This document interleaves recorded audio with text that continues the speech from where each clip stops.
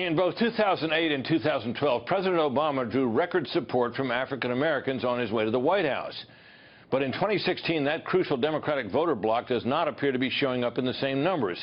And that could spell trouble for Hillary Clinton. Fox News chief legal correspondent Shannon Bream is pulling double duty for us tonight and has this report.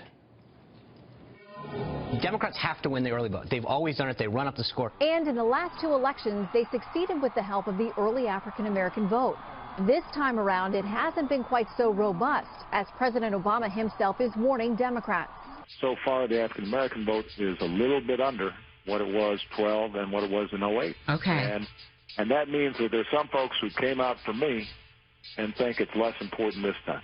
And all I'm emphasizing to them is, even though my name is not on the ballot, my legacy is on the ballot. According to the Associated Press, early voting data in North Carolina, which has become a critical swing state, shows African-American voters have cast 111,000 fewer ballots than they had at this point 4 years ago, when President Obama ran for re-election.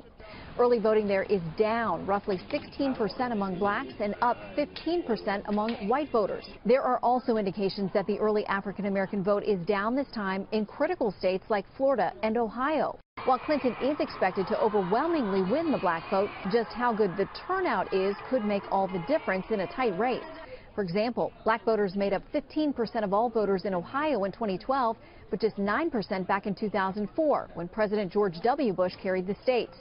In the final days of the campaign, Clinton has been heavily focused on events with top African-American leaders, spending extra time in minority churches, restaurants, and communities as well.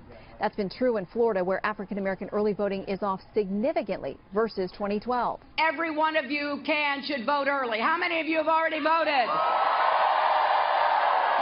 The Clinton team believes the slow start among African-American voters will be offset in part by large increases in early voting by other groups like Hispanics, whose numbers are up in the make-or-break state of Florida.